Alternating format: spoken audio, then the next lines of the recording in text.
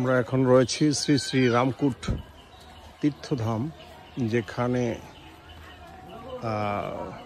বনবাসে যখন গিয়েছিল রাম লক্ষ্মণ সীতা, তখন এই একবারই এখানে এসেছিল যাত্রা বনবাসের সময়, 14 বছর বনবাসকালীন সময়ে সেই পাহাড়ের উপরে।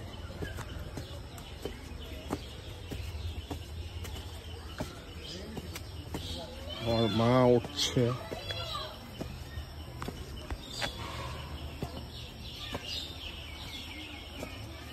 মাকে সাথে নিয়ে যাচ্ছি। এই যে তাকাও মা। তো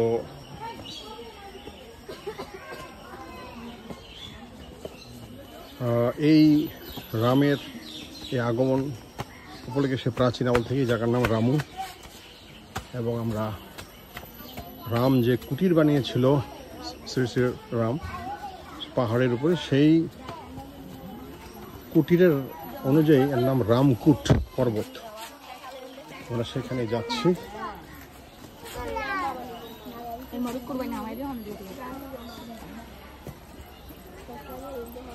সাথে এই আবার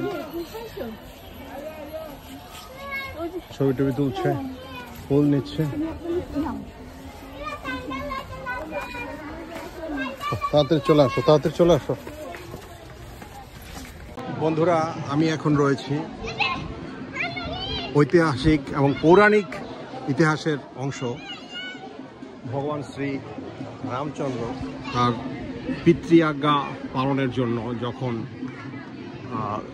ত্রেতা যুগের শেষার্ধে প্রায় এখন থেকে 4800 বৎসরেরও বেশি সময় আগে বনবাসে গিয়েছিলেন 14 বছরের। তার মধ্যে এই 14 বছরের বনবাসকালীন সময়ে রাম, লক্ষ্মণ এবং সীতা পঞ্চবটি বনে গিয়েছিলেন।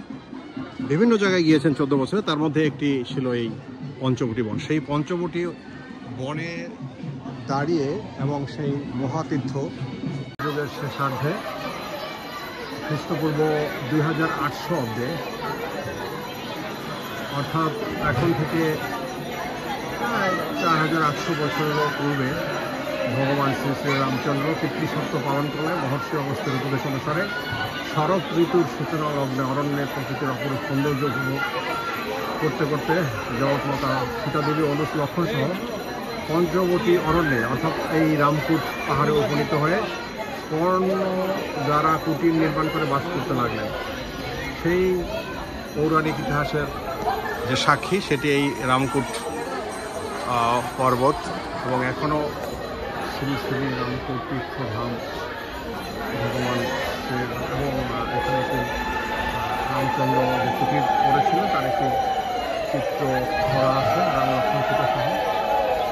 এখানে ব্যাপক ধুমধাম সহকারে পূজা আর্চা হচ্ছে।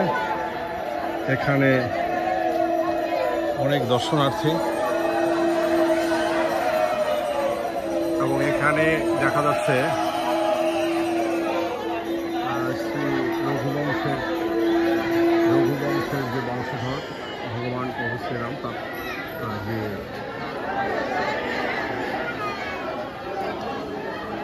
বংশধরের যে লিস্ট পুরোটা এখানে লাগানো আছে এই রামকুট তীর্থধামে, মহাতীর্থধামে।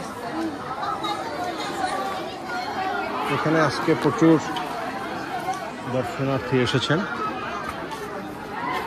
হ্যাঁ, তো আমরা একটু দেখানোর চেষ্টা করছি মন্দিরটা। এখানে মা এসেছে, প্রচুর দর্শক। এখানে শ্রী শ্রী শিব মন্দির রয়েছে।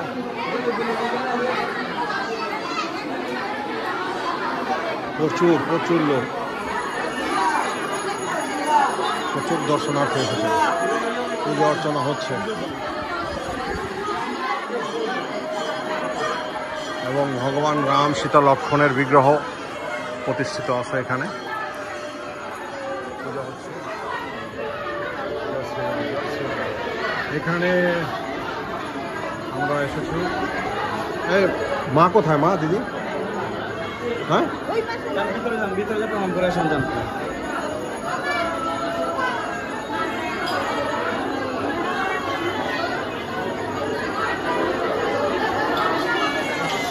খুব ঐতিহাসিক জায়গা বুঝছো তো? মানে এটা সোজা কথা না। আচ্ছা ইয়ে করবো মা করবা